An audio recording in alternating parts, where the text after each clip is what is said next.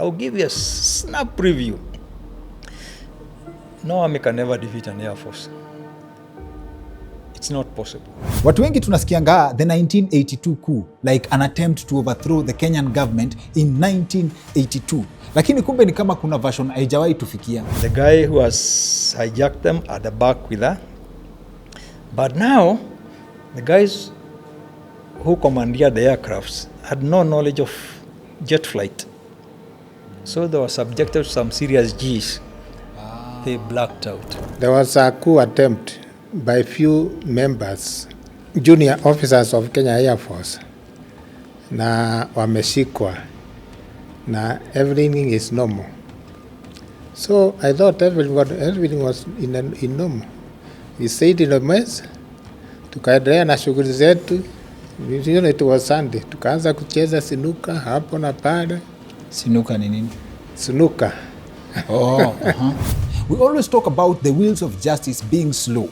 Our guest for this episode, Mr. David Njau and Mr. Njoroge Muigai, are here to tell us how slow that can get. We have 4 petitions, yes, consisting of that 9 petitioners. 10 of them, as I was telling you, have died. We are left with the 29 petitioners. Yes. We have been heard by more than 27 judges. This is a story about survival for Kenyan men in their 20s, thrown in the deep end. Tulimuonyesha dust. Yeye ndiye alifunyisha nyinyi tabia mbaya. He was not involved. He was not involved. But the treatment he got was so bad. I knew if that is my boss having that treatment, me a mincemeat.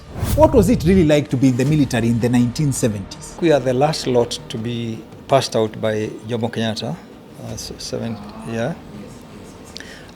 And he was to come. Then there was a certain commandant. We were ready, we are done, but he has to come and inspect and see whether you're ready to be inspected by CIC.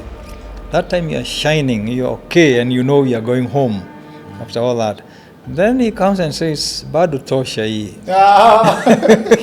I'm your host, Dr. Kingori, and here's another reason to stay subscribed to our channel. Kama how just subscribe, this right here is another good reason to hit subscribe and turn on the notifications bell.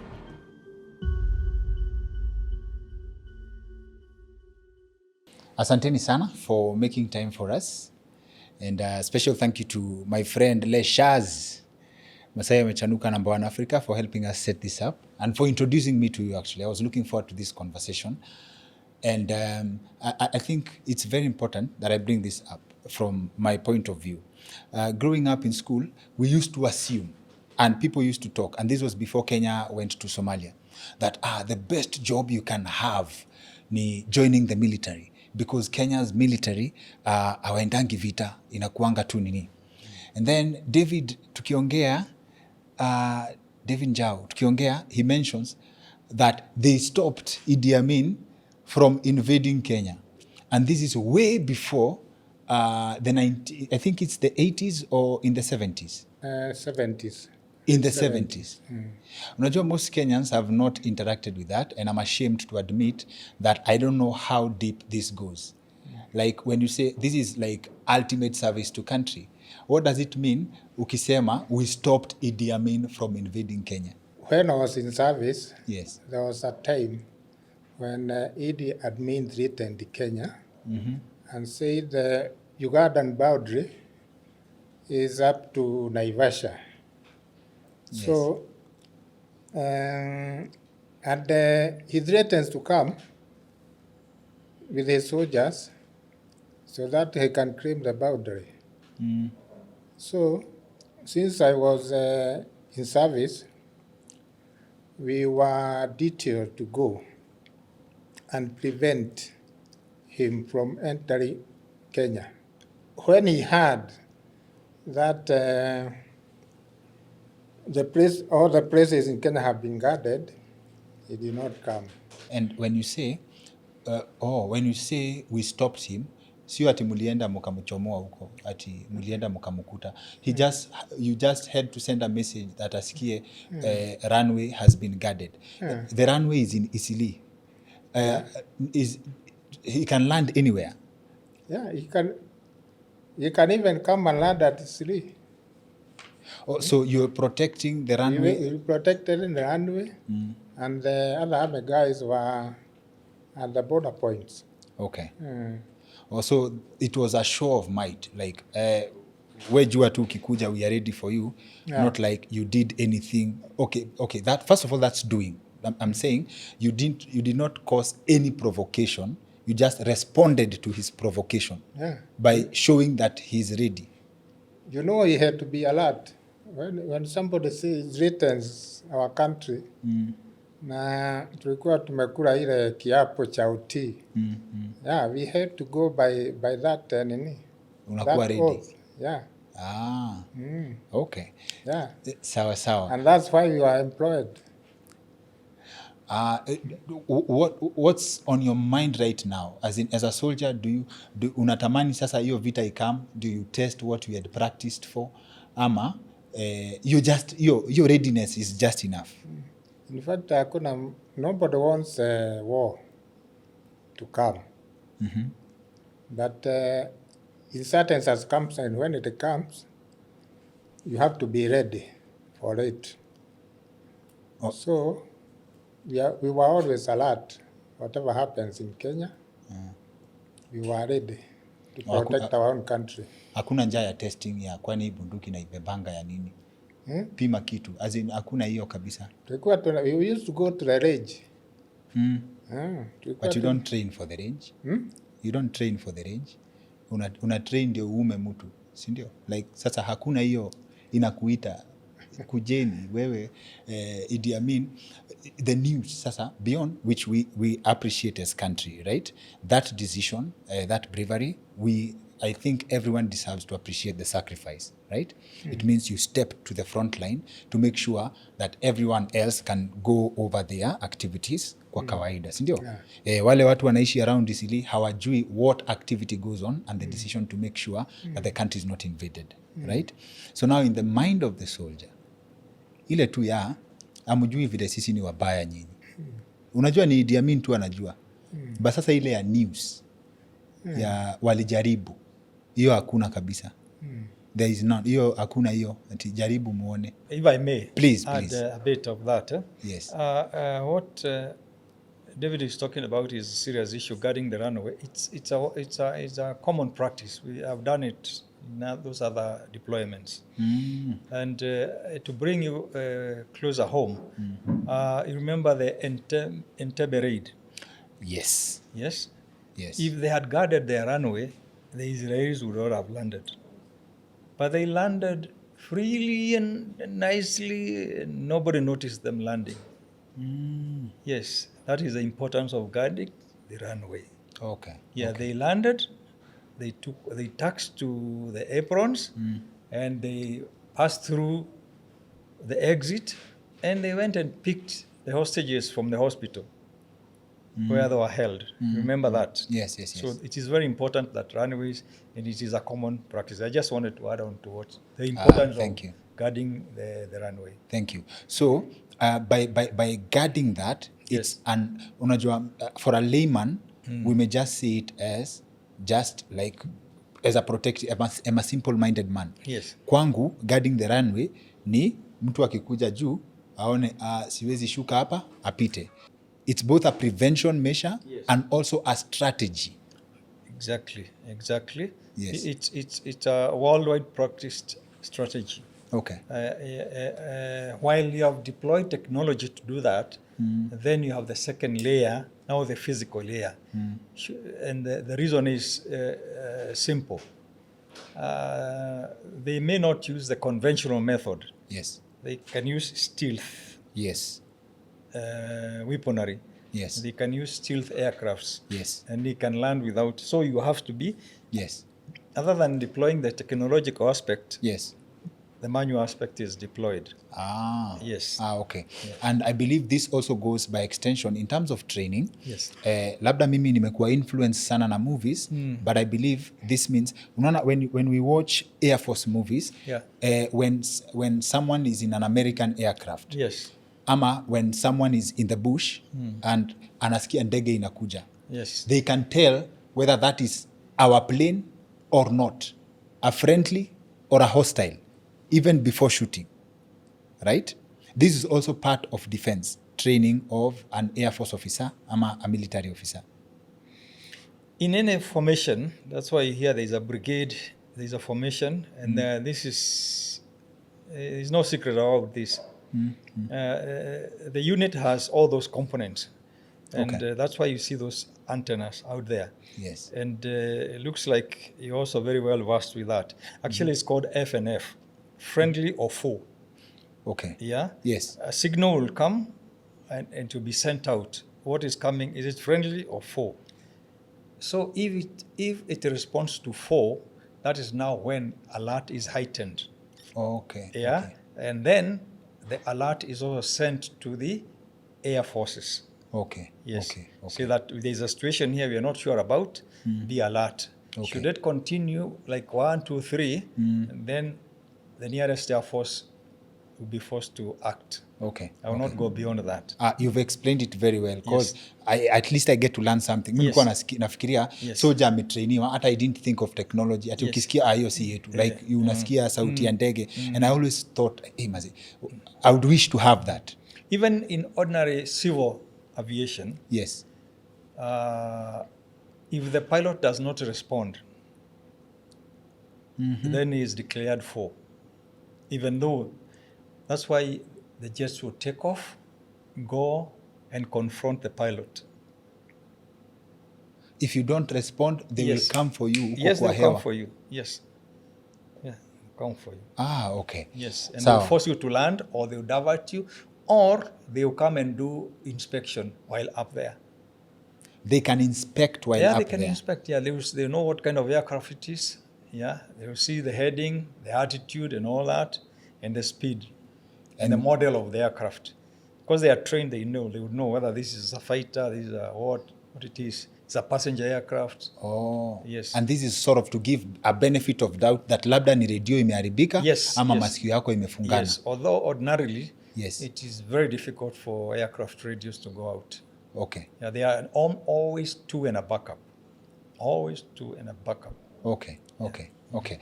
Now, you mentioned something very interesting, that nobody forgets when they join the military. Correct. When do you join? I joined the Kenya Air Force 21st February 1977. Another day I'll never forget. Yeah, because the day of joining is fine. Yeah. Hell starts the next day.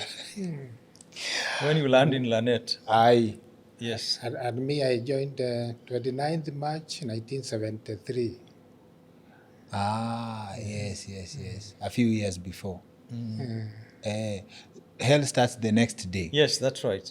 That is when you're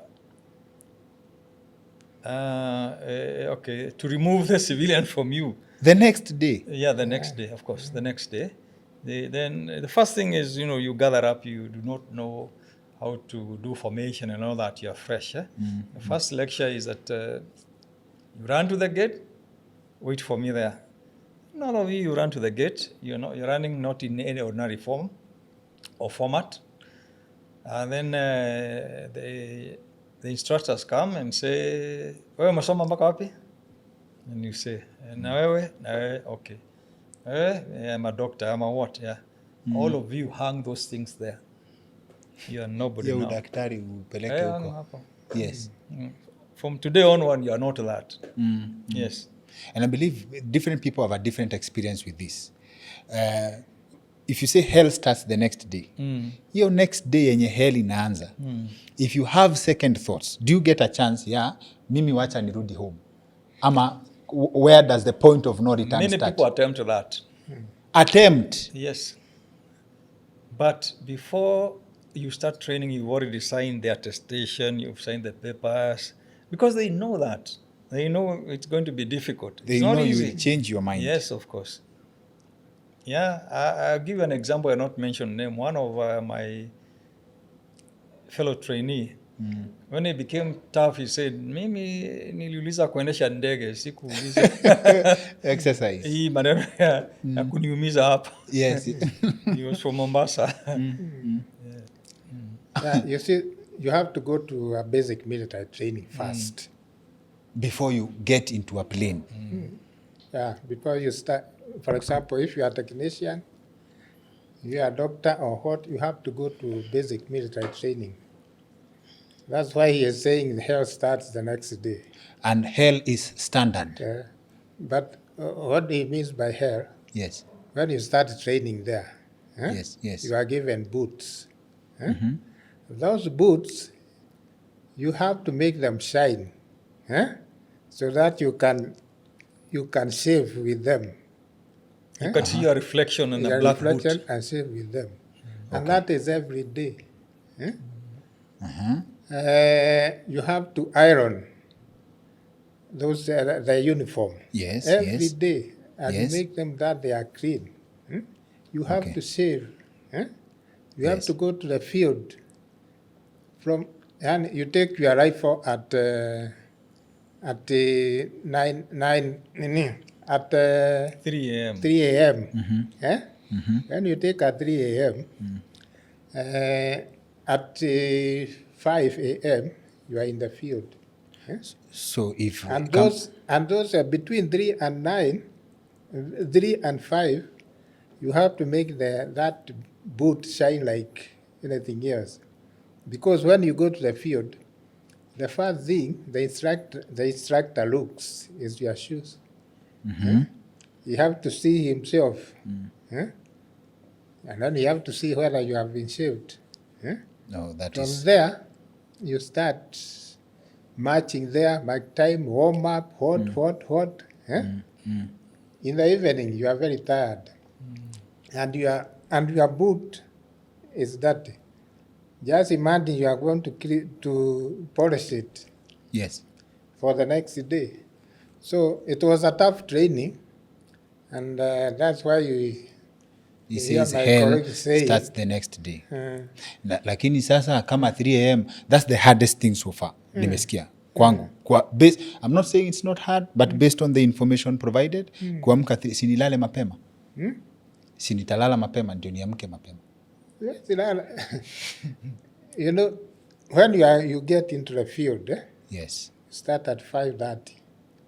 You go and you eat your breakfast at 7. You go back to the field. You take your lunch at 1.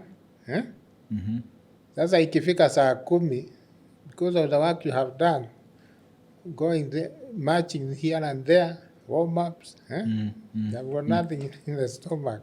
Yes. And then you start this business of clothes. They have to be cleaned every day. You have to be inspected every day.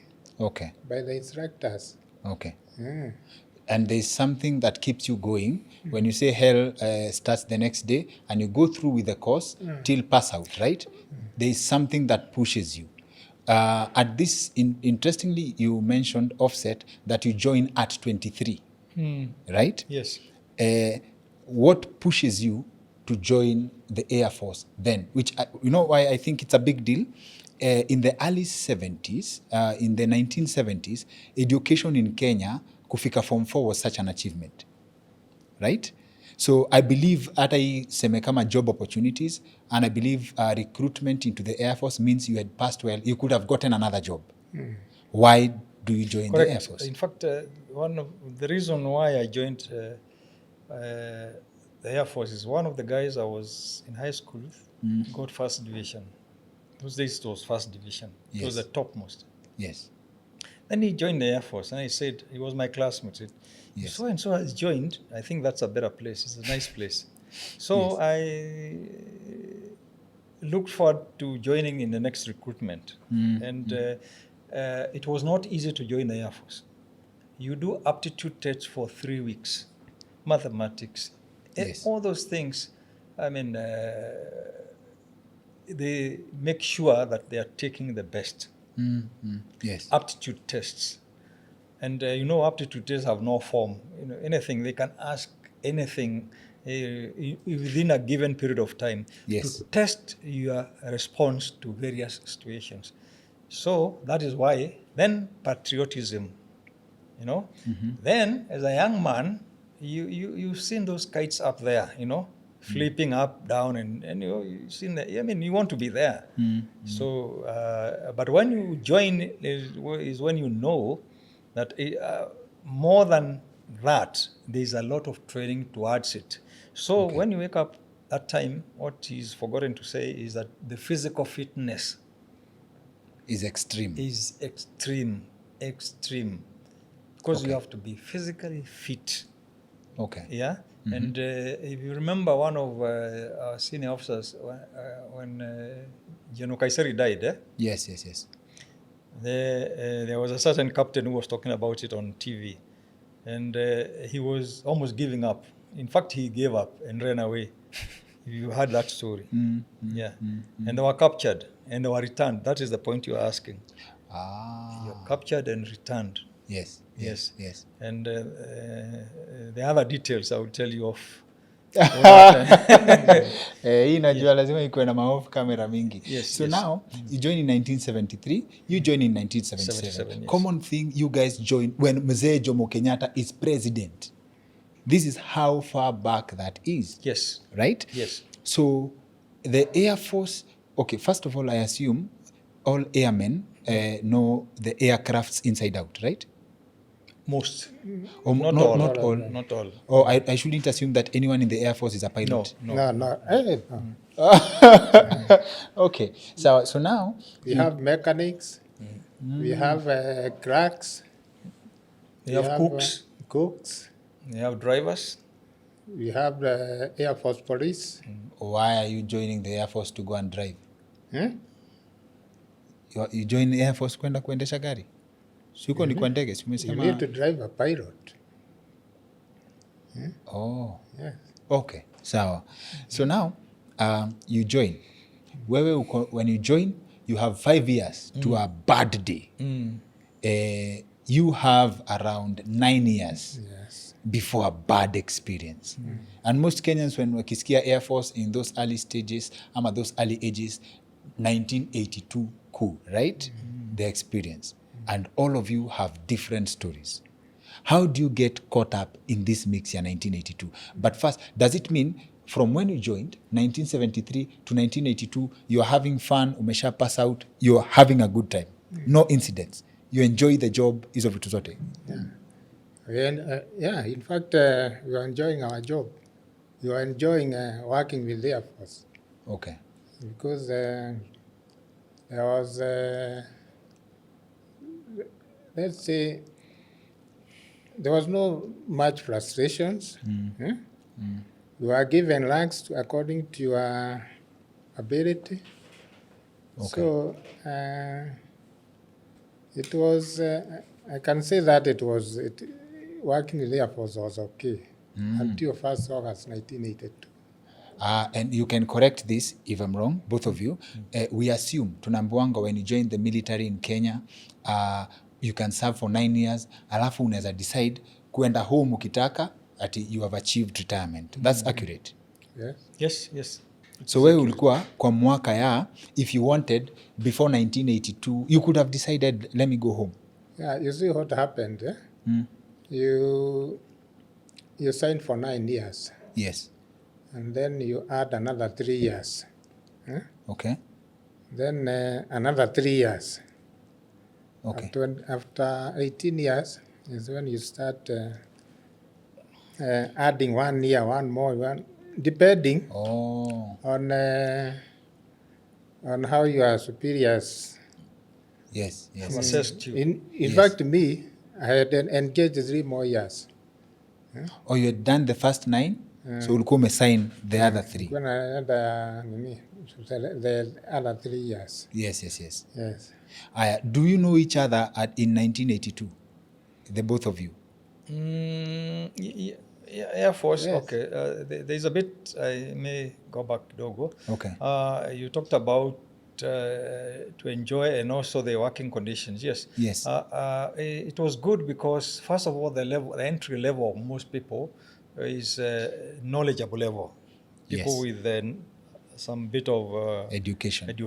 Yes. Quite educated people. Yes. Because nobody can trust you with a plane Yes. when you can't reason properly. Yeah? Yes. Nobody can trust you with maintaining the same aircraft if Yes. you're not knowledgeable. Yes. See, it takes a lot of understanding and a lot of time to read. So a lot of Air Force time is spent on training. Yes. Of the, yes. a lot I get it. training, class.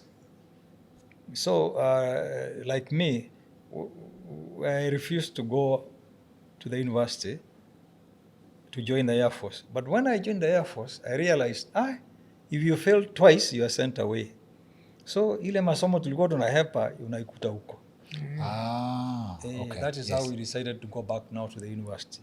In fact, there was a school called Ground Training School. GTS. Huh? Yes. Serious training. Where each and every week you do a test.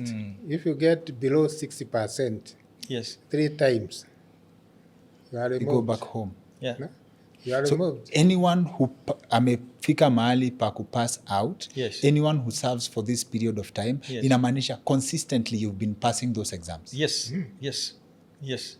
Okay. Yes. And when you join on a flat chance of everyone becoming a fighter pilot or a pilot, whatever. No, it's different. But before you get there, once again, something I want to point out on, you talked about Kenyatta and all that. I think we are the last lot to be passed out by Jomo Kenyatta. Yes. And he was to come. Then there was a certain commandant. We were ready, we are done, but he has to come and inspect and see whether you're ready to be inspected by The president. CIC. Yes. That time you're shining, you're okay, and you know you're going home after all that. Then he comes and says, bado tosha hii.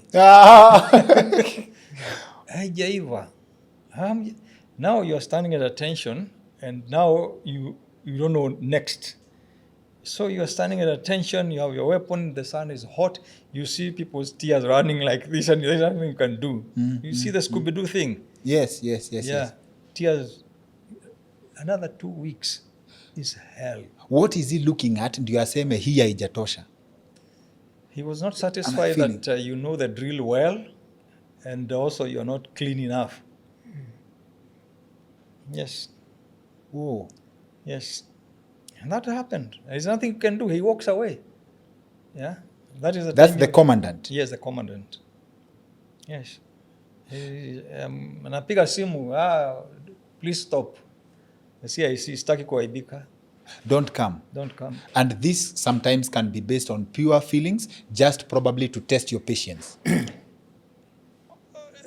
Later, when we went back, we understood maybe it was an administrative, a challenge, an administrative challenge, or he had postponed or something. But you see, he had to. Yeah, this is what we although that time you don't know exactly what it is. Yes. But you've been trained, Baka, you can't respond. Oh yeah, you cannot take any more. You can't take any more. But you took the 2 weeks. Yeah, you had to. The training is not easy. I will just give you a snap preview. Yes. Where you come from 10-kilometer run and you're tired. Then you go up the rope, up the rope. Then you go across the rope 20 feet and down. Many people will drop from there down. You know what I mean? Then you start again. My brother, you're hurt. The rope is, you're talking about 10 meters up. You are climbing the rope like that. There's nothing supporting you. You're just climbing.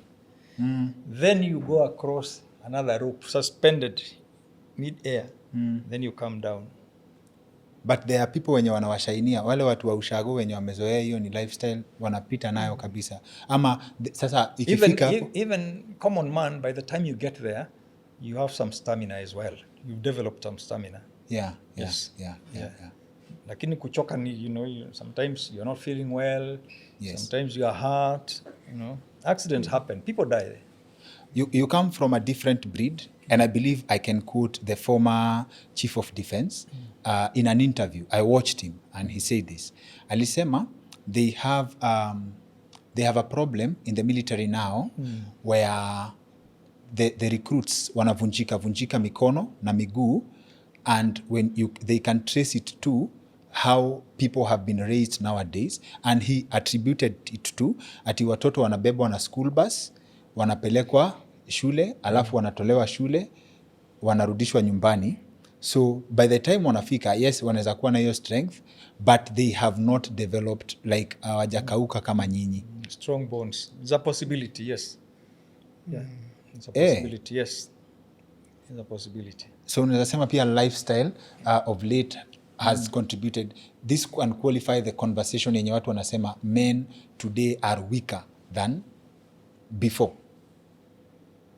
Yeah, there could be some truth, yes. Yeah. Okay. Some truth, yes. Yeah. Okay, there's a question you asked about, you asking, you believe that everybody in Air Force is a pilot. Up until museme hapana. I always know, nikiona hiyo uniform, huyu ndege akiingia. You see what happens, eh? There is a pilot. There is a technical assistant. There is a technical assistant field team. You see, there is a pilot here. He needs a technician to make his aircraft serviceable. Yes. He needs somebody working for the radio to see our communication is good. There's somebody to work on hydraulic system. There's somebody who needs to hydraulic system. There's a technician now working for the engine. In fact, there's the engine and airframe technician. There is a radio technician. Yes. There is an electrical and and instruments. Yes. and there's a hydraulic technician. You know, all the wheels are hydraulically operated. Yes. Then from there, you need somebody to cook for you. Eh? So that's what I have a problem with. Eh? There are cooks in Air Force. You need a driver to do the transport work. Eh? You also need a driver to carry the commanders. Eh? You need drivers to go for an operation. They will carry you. I understand. And then those vehicles need a mechanic to repair. Eh? You also need Air Force police to make sure everything is in order. Law and order is taken. Yes. I understand that part. There is also You also need somebody, a doctor, Yes. a nurse, to look after check these whenever people. you are sick. Still in uniform. Yeah. You need an air traffic controller who sits in the tower and another on the ground. So you need a doctor who is also trained. Yes, has gone through the same. Yeah. Nilikuwa nataka kuuliza kama your meat is different after training, because you can still go to a hospital na utibiwe. Nikakumbuka now when it comes to combat, you need someone who's also trained. Yes, because during times of emergencies, Yes. all FOB is where you go to fight. Yes. They accompany you. Yes, I understood that. Yes. But then now who gets to choose who becomes a doctor, who becomes it's the Air Force, who becomes the pilot? Why would I be qualified, training, na pia akili niko sawa, and then you ask me to cook, na mimi nataka kuendesha ndege? Who chooses for me? Your qualifications. When let me explain to you. Where all of you, like here, Yes. you want to join the Air Force, Yes. and you meet the minimum entry qualifications. Yeah, your grades are good, your physique is good, Yes. no sickness. Yes. Then you are subjected now to the mental thing, the mental tests, the mental alertness, the aptitude tests, the academic. From there, now you are graded. Now, this one can be a pilot. This can be this. This one can be that. Your grades are good here. Okay. Yes, okay. that is how it works. Okay. So, eventually, before you go to Lanet, this is what you have been given. You want to take it or not? Yes. this aptitude test happens before. Yeah, it happens Yeah, before. I've So been kwa there hii before. hell, when hell starts, Yes. unajua You you are already know. suffering but unaenda kwa ndege, Yes. unasuffer but Yes. unaenda kitchen. Yeah, you Yeah. are going to be a nurse. You know that. Yes, Now, yes. okay, now I get it. That's very important to establish.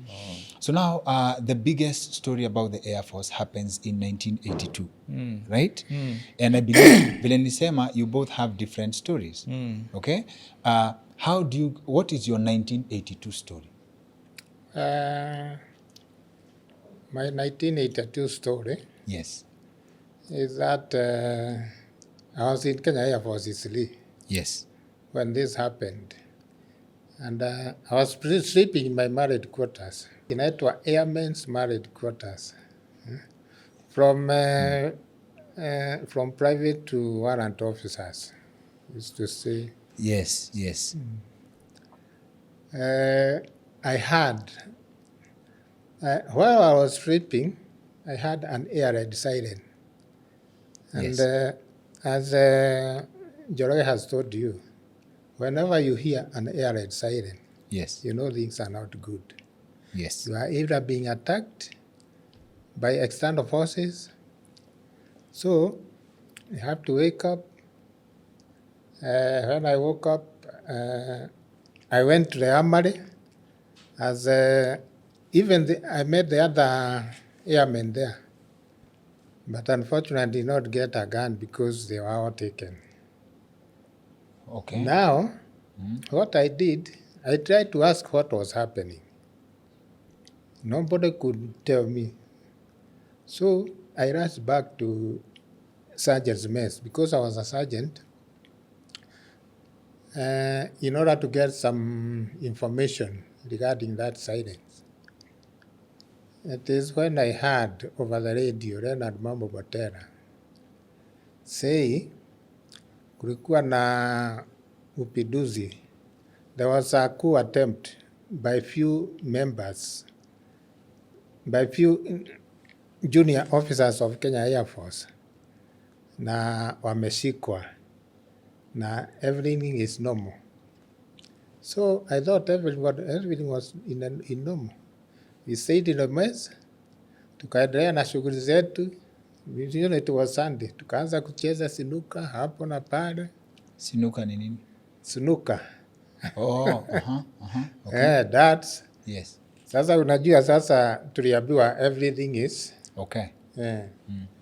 Sasa tukakaa hapo. Tukakaa. Sasa saa 10 ifike. Saa 10 jioni. Okay. You were surrounded by Kenya Army. Armed. They came to our mess. Na sisi wale walikuwa, those who had rifles, you know the armory was open. Ungejua ni mahali gani utapeleka bunduki. Sasa tukaambiwa na certain warrant officer wale walikuwa na bunduki, weka hii bunduki hapa na tuweke red flag because the army were coming towards us. And we never exchanged fire.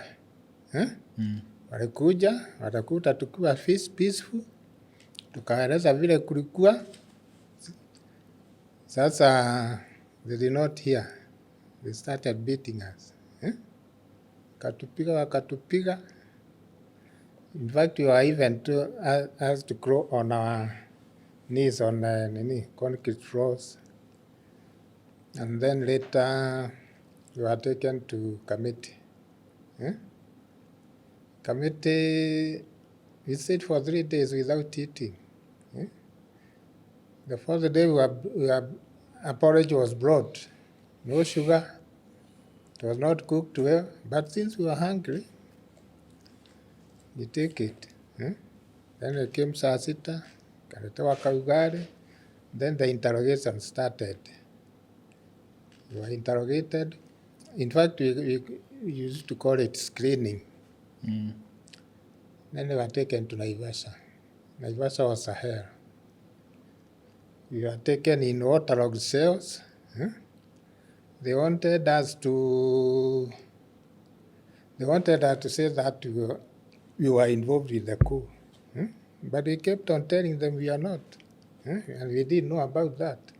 But now there's a gap kidogo when you say from when the alarm rings, right? The Air raid. the air yes, Air air raid. When it rings, right? You go to the armory. Yes. Unapata zimechukuliwa and then you come back, okay? Unasikia Leonard Mambo Motela. From the story we've heard of 1982, that's like the second announcement because the first announcement announces that the government has been overthrown, right? Me, I didn't hear about the first one. I heard the second one. You heard the second one. Yeah. Now you're not even curious to know what actually happened because there's a lot of activity before the second announcement. Because there was a siren. Yes. So I was curious to know what was happening. Yes. And that's why I woke up and followed the other servicemen to the armory. Yeah, because I thought we are being attacked.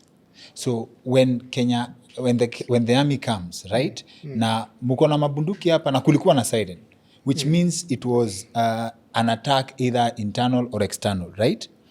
Hakuna kitu kama reflex ya what if it's the army that has attacked. Hakuna na hii training yote ya kupanda kamba, like why are you beaten hivyo tu, like what is this cause for submission? Were you guys saved? Like You see what happened? Yes. Announcement has been made. That things are normal. Inasemekana mambo yote iko normal. Yes. Yes. Alafu naona watu wanakuja nani? So we did not exchange any fire with them. We let them come. We thought they would come and we would talk to them.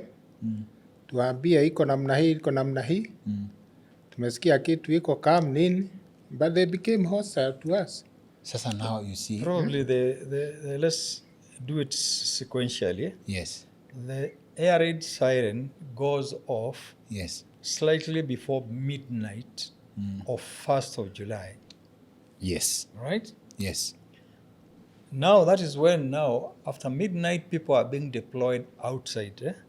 Yes. And what Secretary is not saying is that we had come from a long 2 weeks exercise. Everybody was tired. Yes. It was an active exercise. Yes. Where we were simulating an attack. Yes. And actually by another country. Yes. So when the air raid came, many people thought, yes, the enemy have taken advantage of our exercise. Now they've come to attack for real. Yes. So, and because of the steam, people knew now this is what you're going to, this is how we're going to defend from what you have practiced.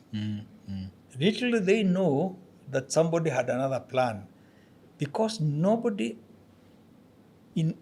among us, other than very few people who had started to organize about the coup, what they did, they took advantage of the system, of the air raid system. When the air raid alarm goes off, it means you're being attacked.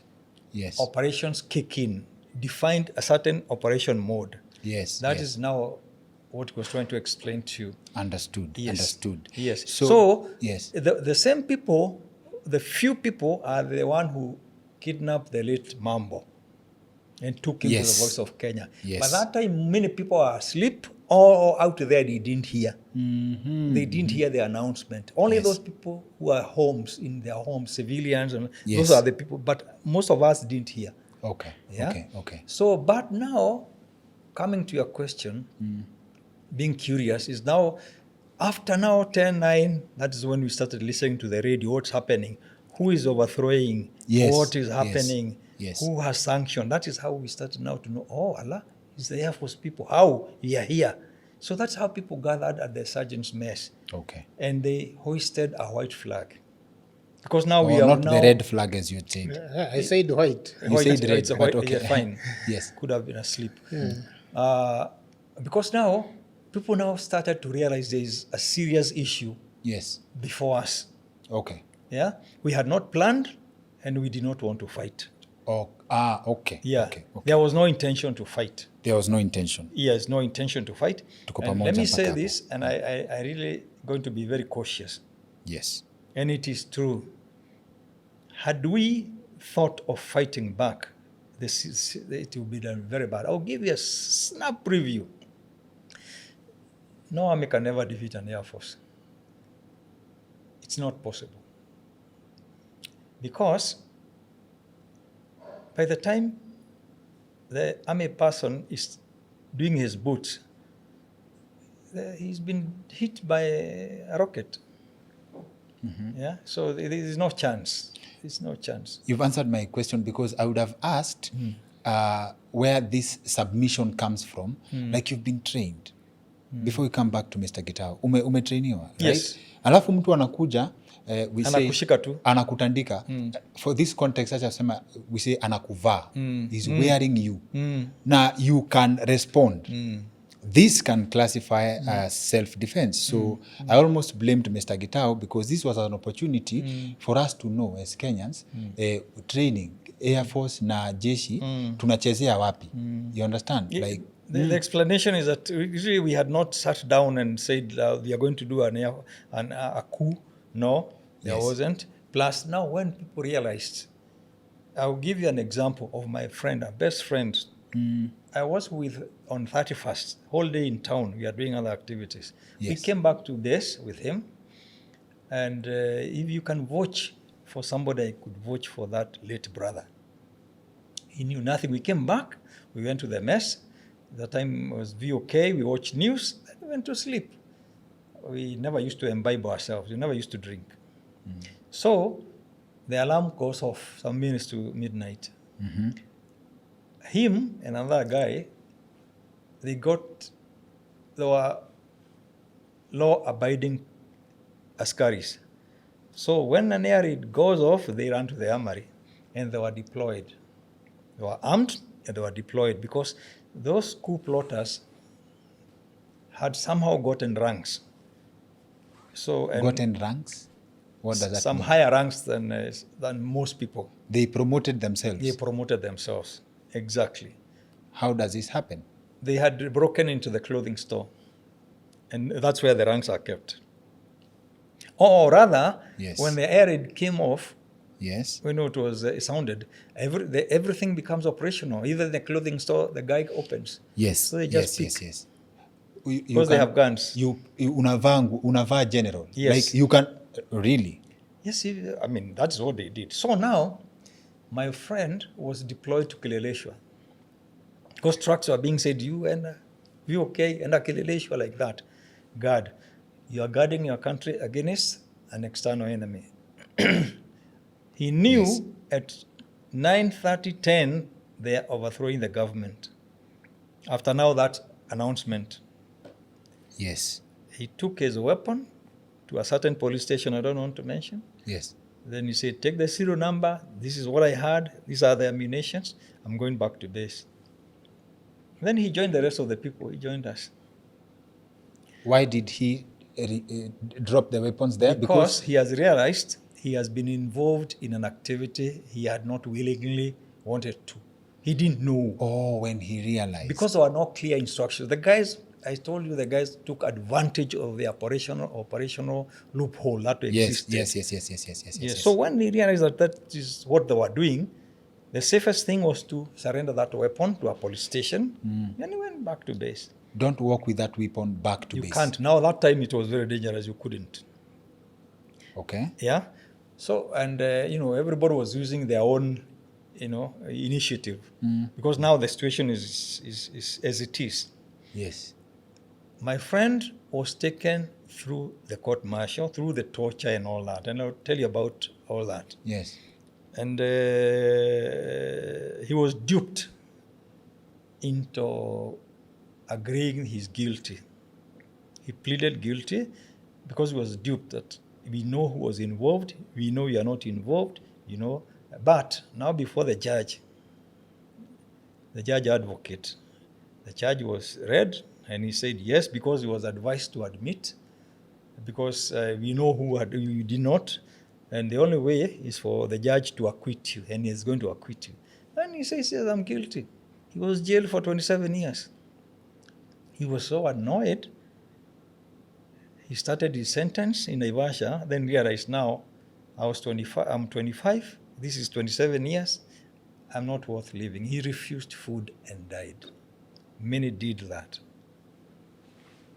And now I believe, because this story is so wide, right? If we go back to, I'm sure you've investigated and understood the details of the story. You say that the coup plotters were a small group of people Yes. who were rounded up and arrested. Yes. Right? So if you assess their mindset, what was the idea then? Because, and I believe, like, the fact that it was not a coup, right, means a lot for this country. And I don't know whether most people have processed this, because before Museveni comes to power, Uganda has that. You overthrow me, next time you're overthrown. And if a country goes through with that, they never go back to normal, or they end up the Uganda way, where someone who, and it's the same, any country that has gone that direction, it goes a very bad direction, right? So now, in the minds of these people, what was their plan? Very good question and observation. Thank you. First, they had started the political situation at that time towards the powers that be that time. They knew there was discontent in the minds of many people. And a good example is that when it happened, the university student took it up and they actually coined the word power. Power. Maybe you heard that. Yes. That was coined by the university people. And they joined in. And those many university students actually joined us in committee.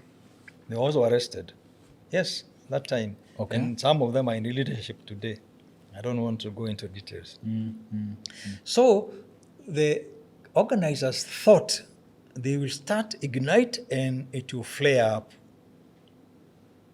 Okay. But it did not. Because the core, that is us, were not prepared and were not even informed. There was not even coordination. And I think that was the best way it happened. It would have been very difficult to organize us. Why? And there is a point we have forgotten, which is very crucial. The small group that was organizing, 2 months earlier, they had been picked.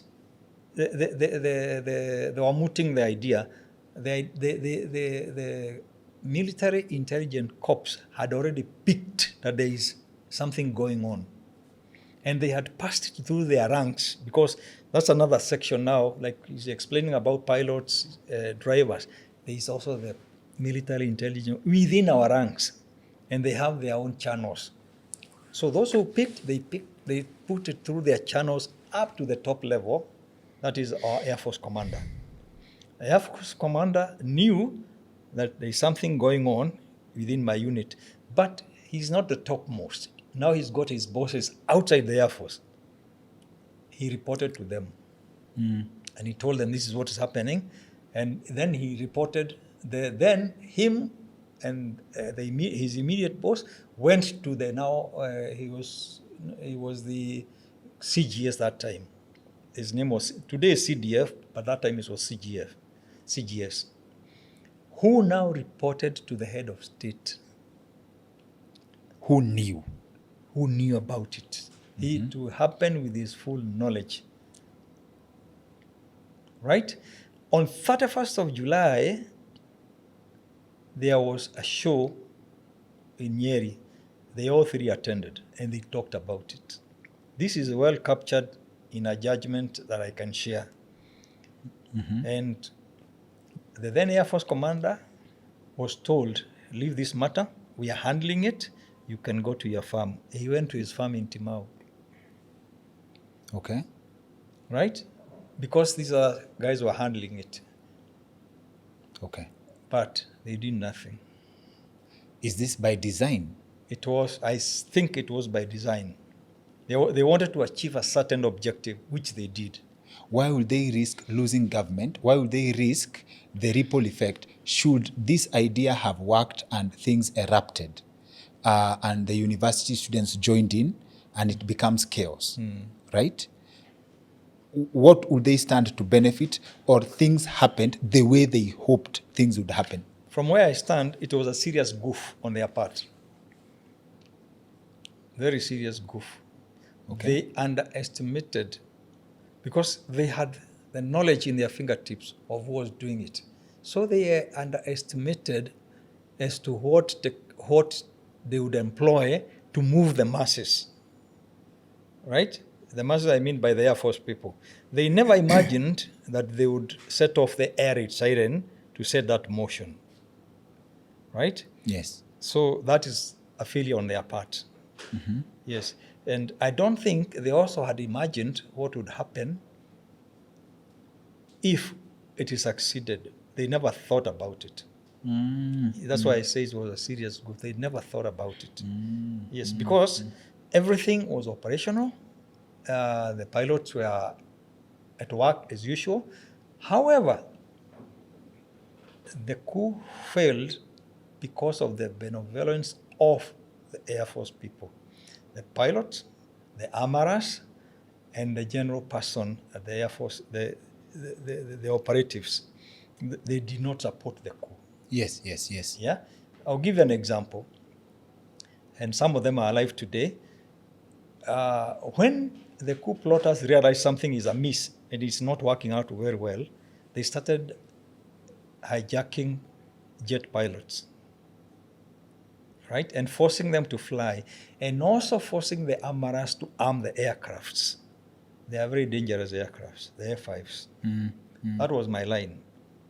And the armorers realized the danger and the damage which can be done by those bombs.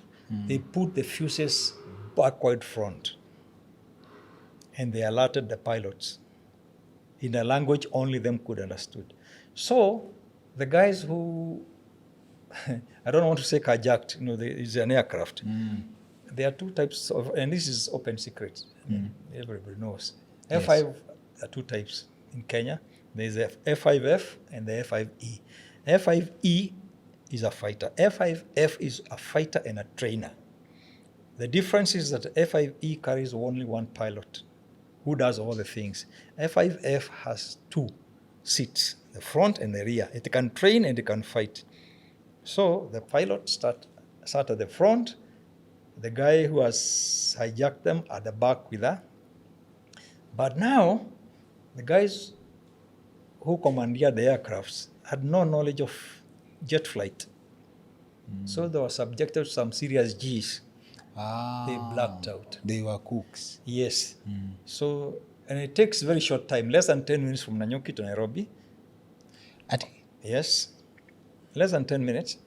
So they came, they did a zoom boom, and then they dropped the bombs at Mount Kenya, and they landed back. The guys had passed out. That's how they were captured. Whoa. Yes. Whoa. Yes. So those are the guys who saved Kenya, because they had instructed, go bomb State House, I've mentioned, go to State House, go bomb Kawa, go like that. They didn't do it. Those are the people, those are the real heroes who saved Kenya. But they were also arrested as having participated. And jailed. Oh dear Lord. And jailed. Even for the creativity they applied Exactly. to save the masses. Absolutely. Yes. Recently there was a newspaper story, maybe you saw it. Yes. Of a certain person, I don't want to mention his name. He was also in that intelligence lineup. Yes. He learned about the coup about 9 o'clock. Then he went to the army headquarters. So what's happening? He was arrested from there, taken to Eastleigh, and to committee. It was in the papers. Whoa. Yeah, but before I finish and hand over, Yeah, that's fine. Yes. I must mention this. I'm an elder now. I want to alert everybody that there existed some differences then. I would say academic differences, and I hope the gap now is being narrowed. Yes. Based on that knowledge, and Air Force people are knowledge workers, and the Army, I don't want to say. So you find that Then, let's put a disclaimer. Then, exactly. It's over 40 years ago. Correct. Yes. You'll find that there is an Air Force pilot who is a lieutenant, but there is an army general, right? Several ranks above.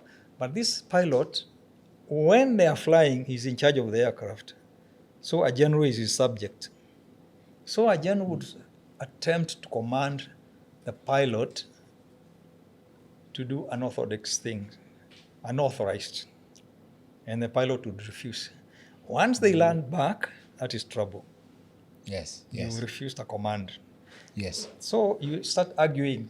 The pilot, no, I didn't have clearance to land. I didn't have authority to do what you're telling me. Yes. Say, where else did you want authority? I'm the authorities. No. When you start flying, you obey DCA, you obey air traffic controller. Yes. Yeah. So that was the difference that was there then. Yes. And that actually is what put fire into the hostility that was accorded to us. Understood. Yes. Understood. So I'm very curious, Mr. Njau, our image of what a soldier is, right? You go through a harrowing experience and how, first of all, how you get arrested and how you get saved from the experience, like you took different decisions, right? Kwa sisi, mtu wa kawaida, we see a movie and we assume all soldiers are trained to be tortured. Because when we see a movie, mtu anakuja na kuweka zile vitu za battery hapa, anawakisha moto, una nini, you're not saying anything. How different is what we see versus what you experienced in real life? You see, when I was arrested, I was taken for interrogation. And I gave an account of all I knew and what happened. When you say interrogation, is question and then you answer, question and then you answer? Yes. Yes. But they were coercing me to believe that I took part. Yes. But I refused. And I told them that I wanted the services of a lawyer. You asked for a lawyer? Yes. In 1982? Yes. But they didn't allow me to have one. So I was detained.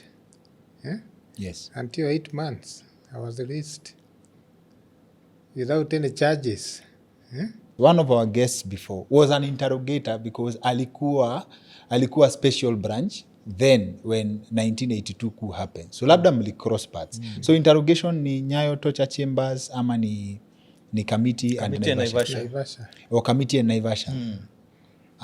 Okay. I don't remember. Our nini. But by the way, when hii kitu yote imeisha and you meet someone who interrogated you, and you're very careful with your words, unasema coerce. And I think I see the soldier in that. Like, it's not personal. Ukikutana na mtu alikuinterrogate and they tricked you, vile mlikuwa mnasema, with a cigarette to sign something. Uko na hasira na yeye. Ama unamwambia, wewe nikikushika hapo nje. Do you have that chance? In fact, we have met some of them. Yes. And they have been telling us that. In fact, they feel very sorry about us and what they did. Yes. They do apologize a lot. But they had to follow the command. They had to follow the command. What does this teach you about human beings? Because if I'm in my mind, in my simple-mindedness, when someone is torturing you, alafu akuja ambia, sasa ni training, sasa it's your turn, kaa kwa hii kiti. They would scream as much as you. Right? So, what does this teach you about human beings? And do you think they had another way to obtain information from you, the information they needed? You see what happened when we were interrogated. Yes, yes. They wanted to net as many people as possible. Okay, yes. So that people can believe all members of Airforce were involved. Now I understand the agenda, yes. But some of us refuse to be coached. And that's why I'm telling you, I asked for a service of a lawyer. And when it became hostile to me. Yes. Yeah. Yes. And it took me to committee, G block. Yes. Where I was given a slice of ugali and a few grains of beans, Yes. just to pick us, to keep us alive.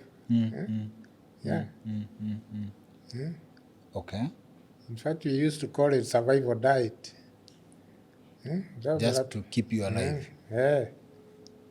Okay. Okay. Ukiona unasikia njaa sana, kwambia wewe kuja. Ukienda kukubali, utakuwa ukipatiwa chakula nomo. Sasa ukikataa, sasa unakufa hapa. Oh, so But this they is said we detention. better die.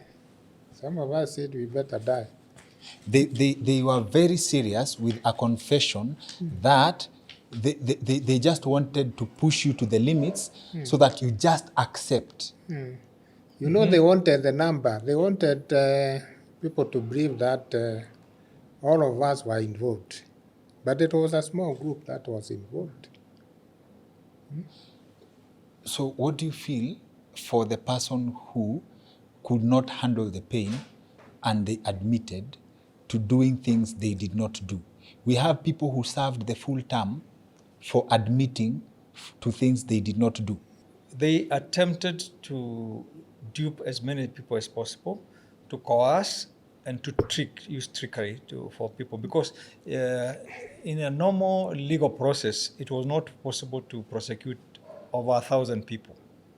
So that is why they invented those tricks to, to teach people, to treat you nicely. They will give you a packet of cigarettes for the smokers, and you think they become friendly. Yes. They give you a cup of tea. You've not had tea.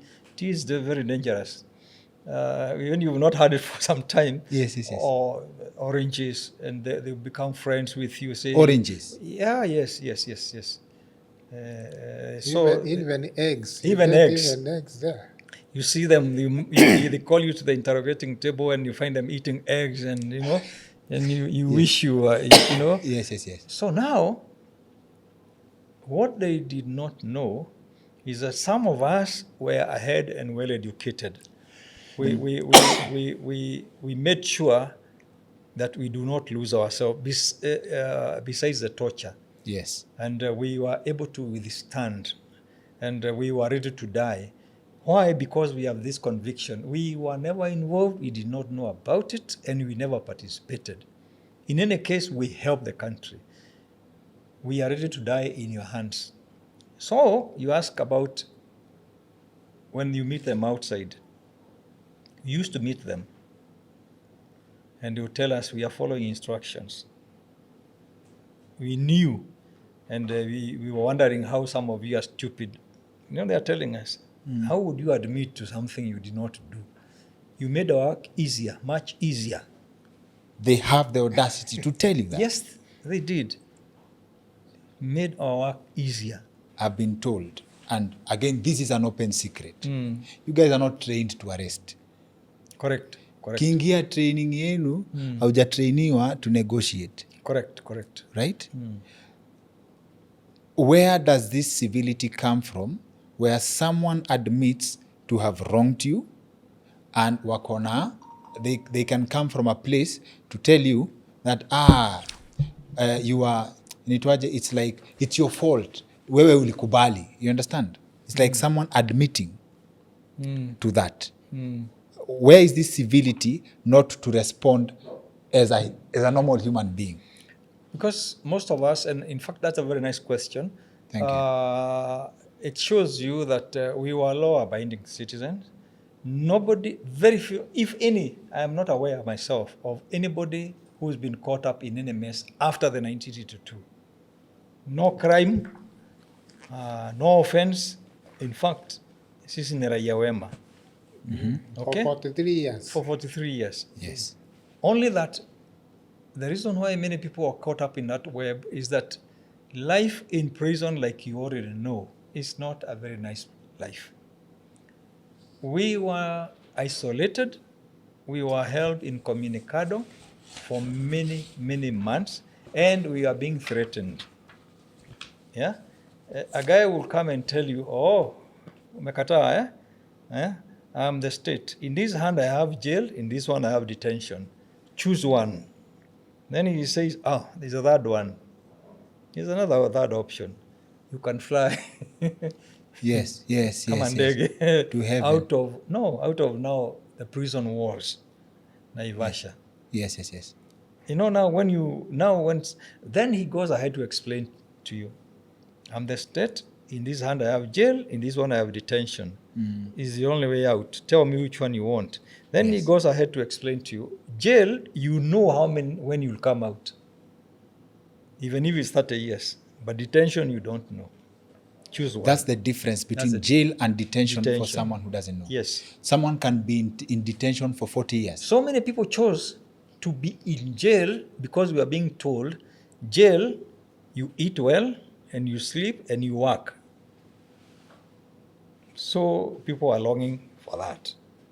Or you stay in detention long enough that you miss jail. Correct. And you need to see the outside world because we are being held in isolation. Then there's something we skipped. Yes. What is your 1982 story? Because umetupatia technical vizuri, umetupeleka poa, Mr. Njau ametuelezea yake. What is your 1982 I mentioned very passing that on that day I was with my friend who was later jailed. Yes. And I happened to be a leader that time. So I had my own place of sleep. And when our guys were going out, I said, now here, I don't understand what is going on. So I did not respond immediately for my own reasons. Then when they were being arrested, I had already sensed danger because of the level of interaction I had and also maybe the knowledge I had because of the position. I went home. By home, you mean? Where I came from, my village. Yes. And I stayed there for 2 weeks. Yeah. Yes. So I gathered quite a lot when they were inside. I gathered outside. In fact, I used my intelligence. There's a brother, we look alike. In those days, I can see most of you are not born. Sorry to say that. Yeah. I used his ID to come to town and see the damage that was caused by people other than ourselves. Yes. Because, simple reasoning, by 5, 6 o'clock, these guys were already in committee, in their hundreds. But damage was still going on in town. People had come from all over to go and loot and do all that. It was blame on them. Then, there's another sensitive bit, very sensitive. We were told many Air Force people were killed. So I had the guts to go to the mortuary, and I actually saw. But it wasn't the Air Force people, although they were in Air Force uniform. What happened there? When some Air Force guys went to town, they realized that they've been duped into something. They removed their uniform and went back to base. So some other people came and put on the uniform, they were killed by the army. Because the operational need, you couldn't tell who is who. So they were heaped there. Yes. So after those 2 weeks, when I went to committee, finally, I had a rough time.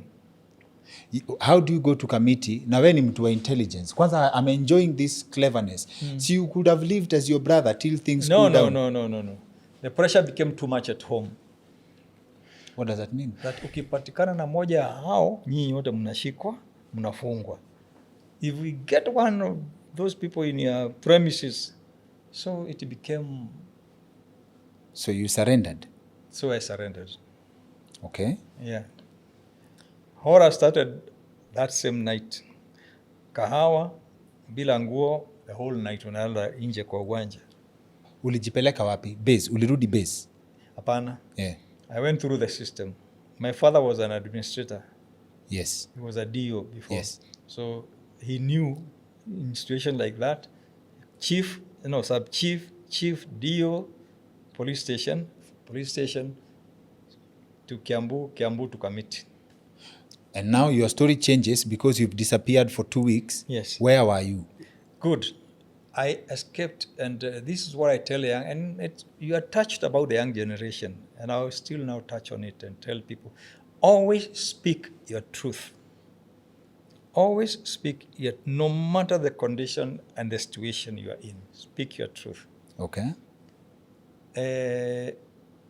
On the third or fourth day after the coup, my brothers and my cousins, we came to Kiambu just to see, and I was ready to surrender. But I found some of our senior officers being manhandled by the army. You saw that? Yes, I saw that. I mentioned name, Kano Kagume. He's now late. And he was, by Kano that time was a big deal. Big guy. You saw that? Yeah, I saw that. Then my relatives didn't know where I went. So they came home to say that I've been captured. Little did they know I'm listening to them in another room. Mm-hmm. I ran faster than them back home. So after 2 weeks, when I was captured, when I surrendered myself, I faced the interrogation panel, the initial panel at committee. Yes. So where were you, Nini, all those things? Yes, I said, I'll tell you the truth. I was there on that day. Tell us. What happened? I told them. Then I said, where have you been? Then I told them. On the third or fourth day, I came out to surrender in Kiambu, and I saw what happened to Kano Kagume. I mentioned the name. Yes. That's why I say, always speak your truth. One of the interrogating guys says, yes, tulimwonyesha dust. Yeye ndiye alifunyisha nyinyi tabia mbaya. He was not involved. He was not involved. But the treatment he got was so bad. I knew if that is my boss having that treatment, me I'm mincemeat. I went back. And did the boss see you? No. If he saw you angesema na si huyu hata huyu tulikuwa na yeye. The people were coming to see how the Air Force people are being captured. Many people. Yes. Yeah, they are watching. So I was in that group. Okay. But when it came to doing the disappearing act, even my relatives didn't know where I passed. Had you decided with the intelligence you have to disappear till things cool down, you would have. Many people did that. Oh, many people did that? Many people did that. I'm aware. Yeah. Because there was no system to know who is in and who is out. Yes. Yeah. Yes. And the whole system was dismantled. Okay. So many people did that, what you are saying. Okay. So now after you surrender, how long do you stay in detention? 8.5 months. Oh, it was almost standard. It was almost the same. 8.5 months. So there's another bit that you are touched, which is very important for general information. Yes. After they finished jailing people and detaining others, they sat back and realized, hey, we made a mistake. Actually, guilt consciousness crept into them, and they did a review in their own accord. And they went through all the sentences, all the mitigation factors, and they reduced most sentences by half without people asking. Naitwa, nasema, so Michael Kimani, you are jailed for 12 years, now you serve 6. And you have not appealed. You know the problem with that? Yes. Is you say your friend already by default, by being sentenced to 27 years, yes, he refuses to eat and dies. Yes, innocence, because of innocence. So they revealed. So I can tell you for sure, very few people of the ex-Air Force, other than the ones who are executed, those who are hanged, the 12, yes, finished their terms. Okay. Secondly, when we came out, and this is very important, like me, they gave me the book I was trying to explain to you called the Green Book, dismissal. Then they realized it's a mistake because I was not charged, or even him. You know what? They used their machinery to round us all up. Yes?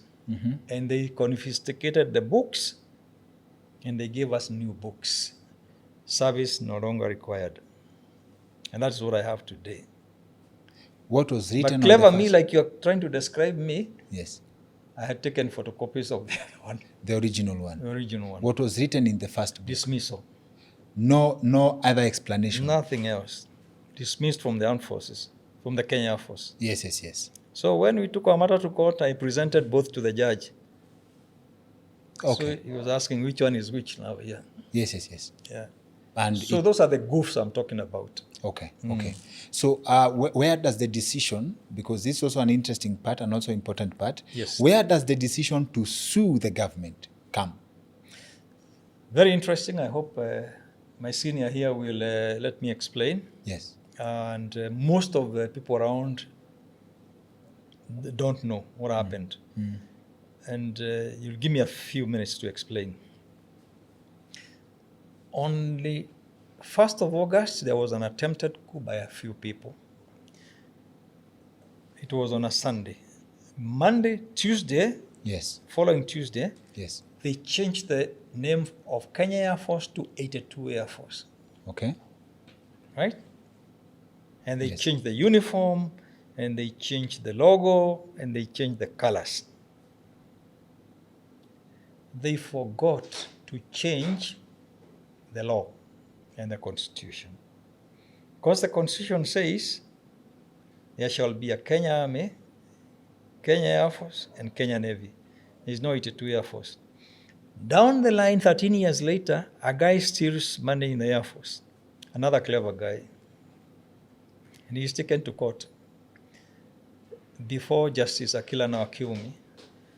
Then the proceedings go on, and it's now time for sentence. Then the guy says, I have something to say in mitigation. The judge says, what it is? He says, I don't know what you've been doing. I don't know what I'm here for. The judge read him the charge. The charge is that you stole this money from here, from an institution called 82 Air Force. He said, yes, that's the thing. Take your law books, take the Constitution. Which is that body? Then the judge looked and said, he adjourned until afternoon. He came and said, this is a very defective charge. I dismiss. Want of charge. It is called want of charge. Yes. The guy walked free. With the money. With the money. Clever guy. So, the following day is when they reverted back to Kenya Air Force. Because of that goof, full of goofs. Now, we are long out those 13 years. Our employer was Kenya Air Force. We were not employed by 82 Air Force. So we couldn't go to court to sue 82 Air Force because it's a new strange animal. But now Kenya Air Force has come back. When we want to, has come back. So we sued the Kenya Air Force. And we went through the preliminaries and the objections by the government because of lapse of time, inordinate delay. And 3 judges sat and said, no, there is no inordinate delay. This is perfectly in order. Kenya Air Force is back, and they are within the 3 years. That is how I've answered your question. And you are within the 3 years. Yes, within the 3 years. So if someone, just to get the law, yes, for those of us who've not had a chance to it, you have the window period, your chance to sue civil matters is within 3 years. 3 years. 3 years. You have that window. If I abuse you, you don't go to court. Within 3 years, you can't do it thereafter. So your life was saved. Yes. Partially by the guy who stole the money. Correct. So if he did not steal that money, you will not have gone to court. And you guys, you knew immediately you left detention. In these 8 months, you knew you had been wronged, but there's nothing you could do about it because it was a different body. In fact, that's a good observation. When we were in prison, we had we've been mixed. We are living People say that you cannot toshea jera, mtatoshea, Naro. Don't joke with the government. Mtatoshea. Yes. But when we are mixed now, we have started planning because now imeshindikana to prosecute us. We knew now. In the 8th month there, we knew they are unable to prosecute. Most likely they will kill us or set us free. You have those options on the table. Yes. Yes. Now we are reasoning. Yes. If they don't kill us, they will pay us for the 8 months. So your salary. Yeah, salary, yes. Yes. Uh-huh. So we'll start a burger business or something like that. Woe unto us. When we are being released in Kahawa, yes, you know you don't have clothes. There's a heap of clothes out there. Ile ilikuwa looted. You go choose your clothes. Kama mimi, I went home with a blouse, a slipper, and a safari boot on one side. Yes. Right? Mm. And I was given 11 shillings to go home. So hiyo mshahara hiyo hakuna. Up to today. 11 shillings. Yes. 11. I don't know how much was given. I was given 20 bob.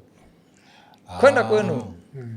Okay. And start I reporting was to the dropped chief. at a railway station. After 8 months. After 8 20. months. Take 20 bob, go to your... Okay. With okay. instructions Yes. to start reporting to your area chief twice a week. And you had to do that? Well, we did for quite some time until now we became rebellious. Okay. Because now surely, huna pesa, huna anything, and then chief started being notorious. Ukikuja hapo unafagia kidogo hapo, say, excuse me, bwana chief. Hatujafikishana hapo. Hatujafikishana hapo. Peana heshima. Yes. So we started refusing pole. Intelligence started picking us. They started following us. Oh. Yes. Even today, up to date, they still follow us. What do you mean, Bana? It's 40 years, over 40 years. They do. I'll give you an example of my top post boss. Okay. They still do, even today. They follow him.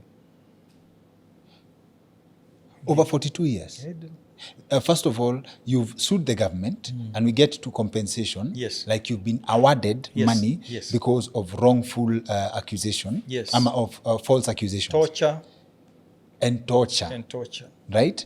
In fact, in our judgment, and that's a good observation, Yes. in our judgment, because there are various groups, it's called 2212 of 2012. Item 192 of the judgment says that the suffering and the pain caused to the claimant by the respondents is gross beyond measure. The judge describes that. It's gross beyond measure. And you guys are real soldiers. And I'll make this. You know why? Because hizi mawords mnatumia kudescribe torture. Mr. Njau is not going past coercion. He's not going past interrogation. And I'm getting the vibe ya ukisema gross and beyond measure. Yeah. That is something extreme. The pain and suffering. Yeah. The pain and suffering. And the torture at the hands of the respondent, who is the government, is gross beyond measure. 192. Sasa kwa lugha yenye sio ya soldier. Okay, I know soldiers understand mkisema gross beyond measure. Kwa lugha ya mtu ana understand what is gross beyond measure. Mtu mwenye haelewi kama mimi for example. Kusema baadhi koti kiangalia iseme chenye mlifanyia watu ni gross beyond measure. What does that mean? Ni mateso na madhara kupita kiasi. Inamaanisha hii 8 months is not a walk in the park. Yes. You are taken to the barracks. Yes. The people who are torturing you are fellow people, fellow servicemen. And in this case... It was combination of NIS, special branch, then, and I knew it NSIS, and then the special branch, which is the police and the army. Okay. And there was a bit of foreign element. Do they know at this time, because word travels fast, do they know the inner details of the agenda, that is, we want to round up as many people as possible. A mistake has happened, a deliberate mistake, so let's call it that. Do they know that this has happened? So as they torture you, they know what they are doing. Let's call it, they are having fun. Can I say that? Actually, they were having fun. I'll tell you why they're having fun. I don't know whether it's happened to him. You appear before them and you plead your innocence, and and by the time you're leaving, you know that you've convinced them. And the reason why I say they were having fun, by the time you think now you've convinced them that you're not involved, you're waiting for the guards to come and pick you. Immediately the guard opens the door. Nasikia, hiyo ni samaki. Napelekwa kwa water of the cell. Local Lodge Soul. Oh, you go and swim? Yes. Hiyo ni samaki. Whoa. Napelekwa kwa cell Wetaro kwa maji. Until here, me. Let me bring this Without up. clothes. And without food. Without toilet. You talk hapo. And That this is what the judge was describing. Gross beyond measure. I don't know kama you heard this story, but one of our friends, let me call him our friends of the show. He recently called me actually. He was a GSU officer around that time, 1982 coup. OCS Wanyama, former OCS Wanyama. I think he was a sharpshooter time something happened in Uganda, Entebbe. They were part of the team that went there. And he also told me of a story, and this just to show how deadly the Air Force guys were, au wenye walishikwa. Alisema kuna siku moja, an Air Force officer snatched a gun from our interrogators at Njau torture chambers na akaishika yote peke yake. Like he commandeered the whole such that it's Reke who had to come to neutralize him, for lack of a better word. For purposes It's possible of this. because of desperation and conviction that you are innocent. It's like when a cat is cornered, it's capable of doing damage. Did you have some of, beyond that example, do you have some of the servicemen wenye walifika mahali wakaona hii ni ufala, let me do something about it? Yeah, many attempted to. Yeah, many attempted, but it didn't work out because majority of us were very weak. We were weakened by the torture. Oh, yes. Yeah, Yes, the process of torture. But there's Mental torture and Yes. also psychological, because we imagine you are, locked up 3, 5, 7, and you are sleeping with somebody, then there is diarrhea, dysentery. They pass on and nalala na yeye until morning because the cells can't be opened. Because even the guard, the warden who is guarding you, is also guarded and also locked in until the following day. I think that's the first time you give us a glimpse of what you mean gross beyond measure. Yes. Yes. Some of your colleagues passed on Yes. mkiwa na wao. Oh, yeah. Kwa? Yes. Some of our colleagues were shot. They were not taken to any hospital. They healed there. So you sleeping next, and sorry to say this, you know what happens when there is a wound. A gunshot wound, yes. The insects that come and the wriggling things. Yeah. Nimeelewa. Terrible. Nimeelewa. And now it's your responsibility to carry him Nimeelewa. and to feed him. Of course, he can't go to the toilet. Which now begs the question, how does, after you explain that story, because that's just a highlight, how does the government arrive at, mulikosewa, you went through this, so this is how much you deserve for that? How do they arrive at that figure? And what is the figure, and what's the first time you get an offer? Through the court process, the government has not accepted. And let us actually isolate and say it is one ministry. It's a certain ministry that was and still in charge of the defense forces. They have never accepted, and they have never, I can say, agreed that they really offended us.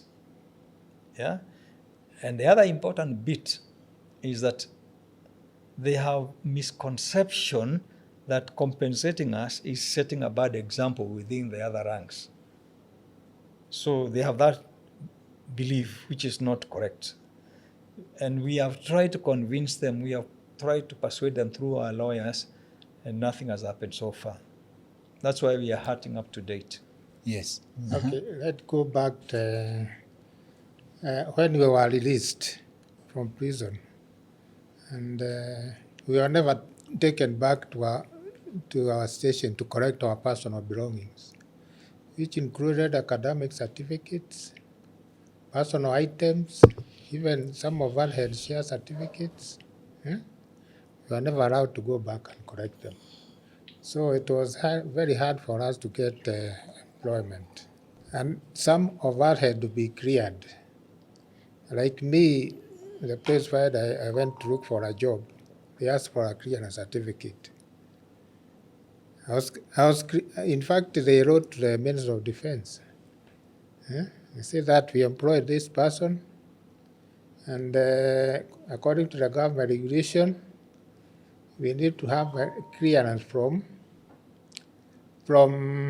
your department. Then they replied back and cleared me. Yeah. Okay. And they never, in fact, my certificates, I don't know where they went. Before you leave the service, when you join the service, you have to be medically fit. The same thing happens when you leave the service. You are never taken to any medical examination.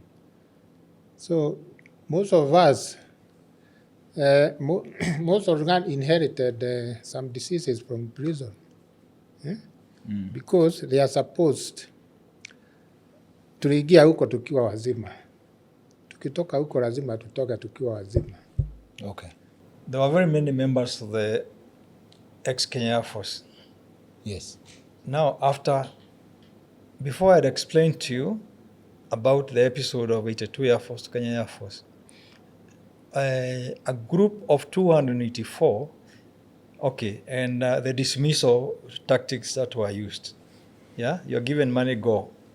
And don't ever mix, don't ever come to near a military camp, never in your life. Don't ever meet. Yes. You. Yes.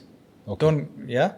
Now, but a few people managed to come together, 284. That is the group that formed the first batch that went to court. Now, within the 3 years. And that is where the first judgment exists. Yes. Of the yes. 284. Yes. And those are the people, because of the 3 year principle I've told you, Yes. managed to get their salaries, then their pensions, because that's what the judgment says, and torture.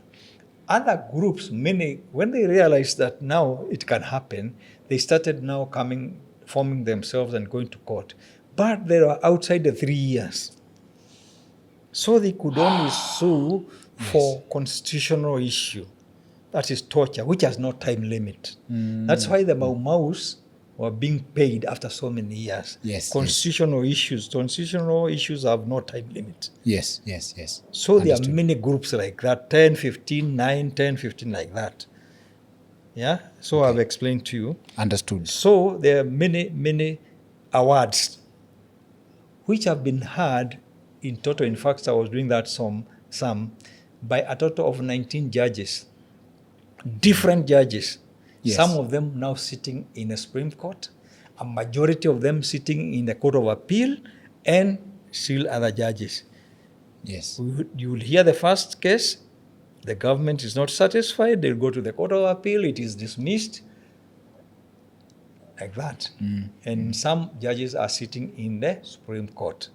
None, not a single Air Force matter has been lost on our side.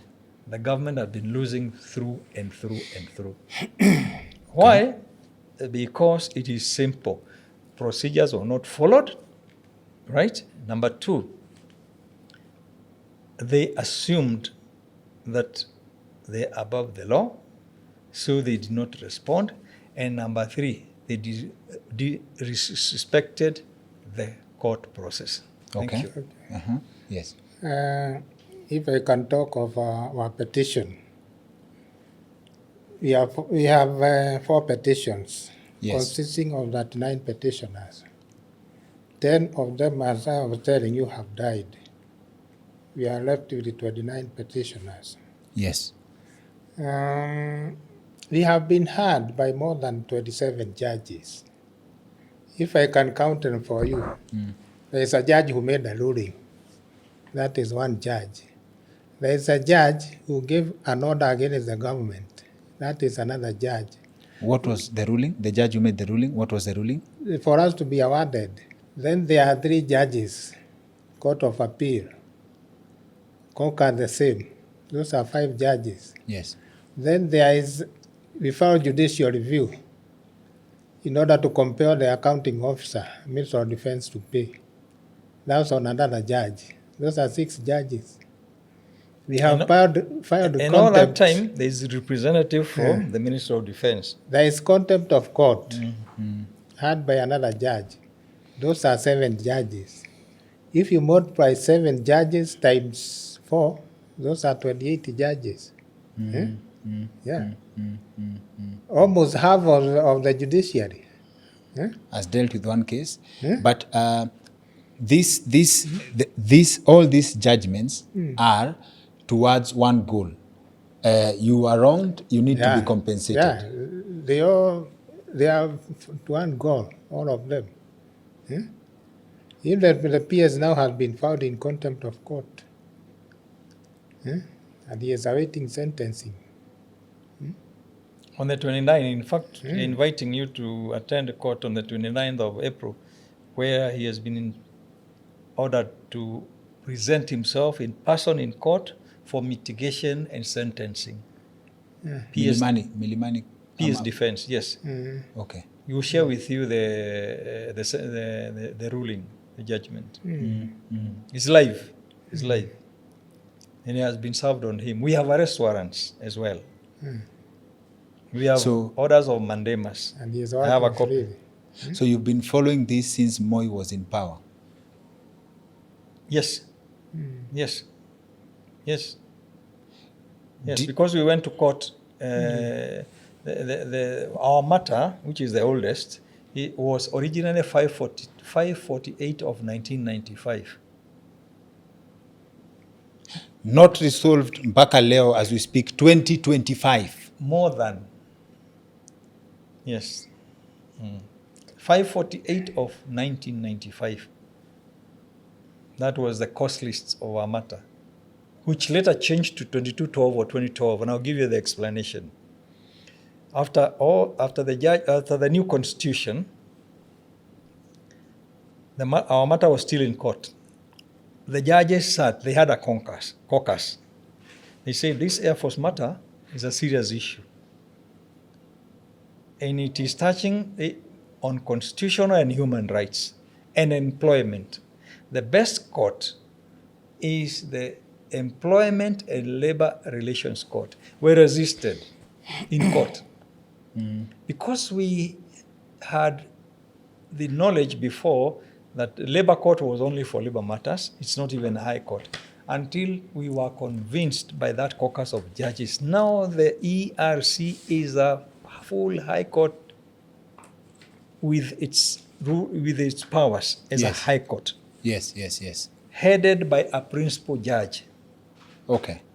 And that is the judge who heard our matter, and I heard him mention his name. Okay. So now there is something also that comes up. Yes. For this matter, you are going to Milimani law courts. Yes. But when you guys were arrested, it's court-martial. Yes. And I remember not very long ago, to bring this closer home, Besigye was arrested, but he was taken to court-martial. He's been a civilian for so long, right?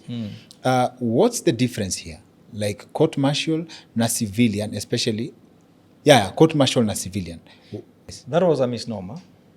That was wrong for that, but that is a different government. They can do what they want. But to my knowledge, there is no way a civilian can be taken to a court-martial.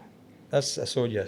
Now, coming back to our issue, that is one of the faults the judges found in our matter, that you disbanded the Air Force on 2nd of August, which means you detained these people as civilians, but you took them to a court-martial as civilians. That was very relative. I mean, very relative what you said.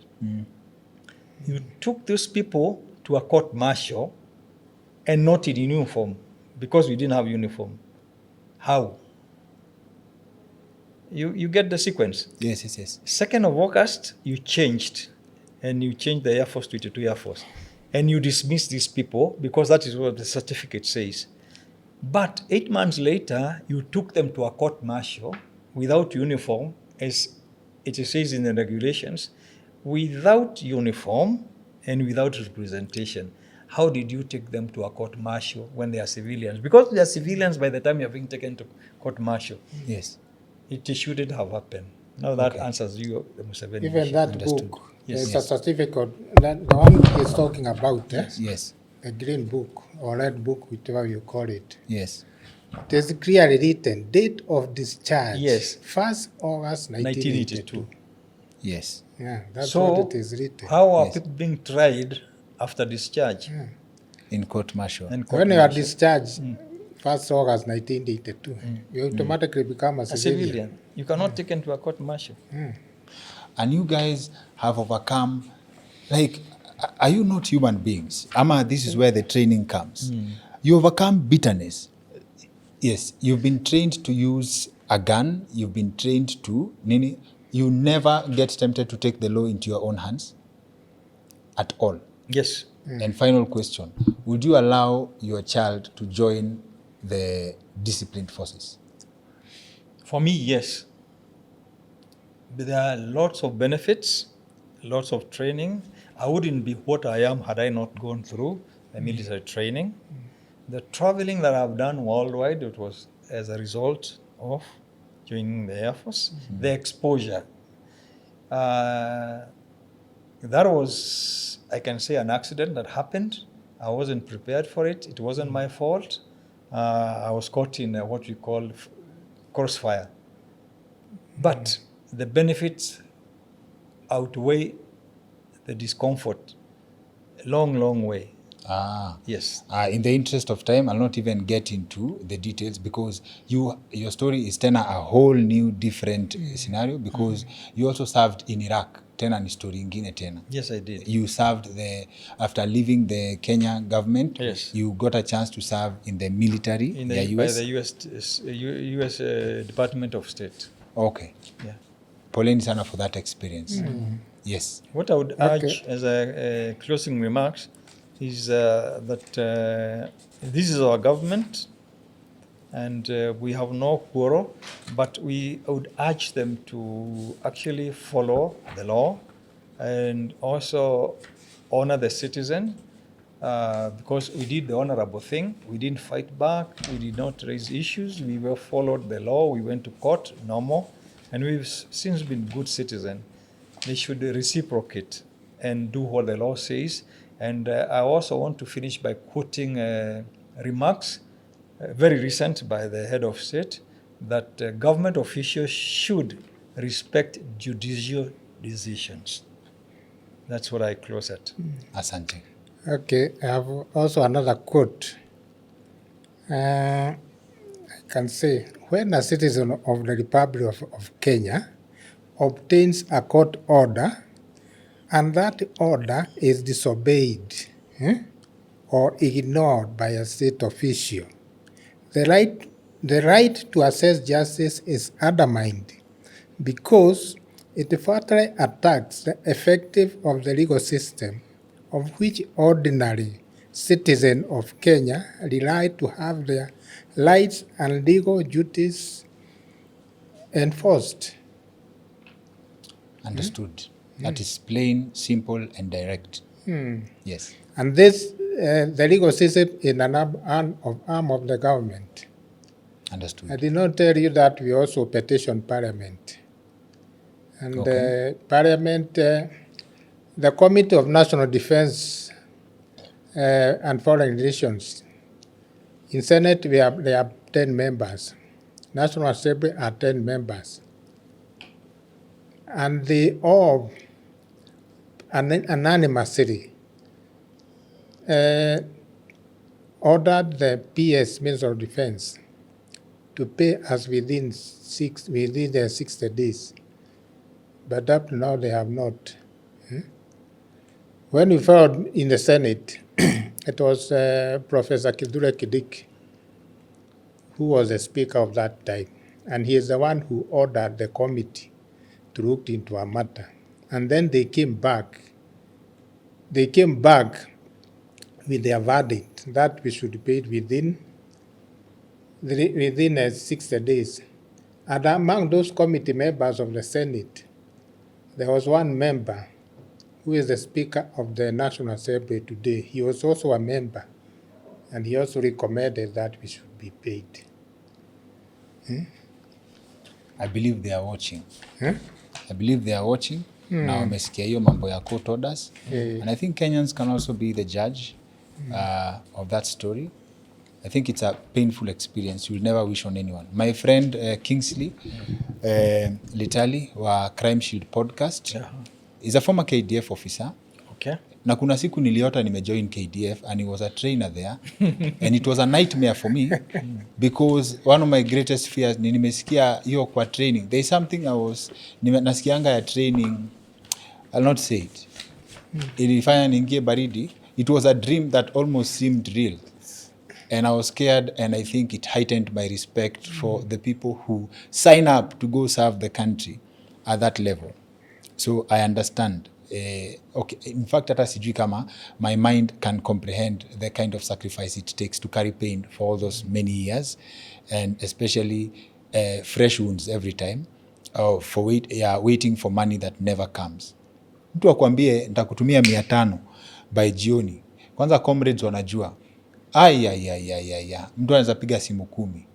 Nyinyi mmepromisiwa pesa for over 30 years. Ni kungoja.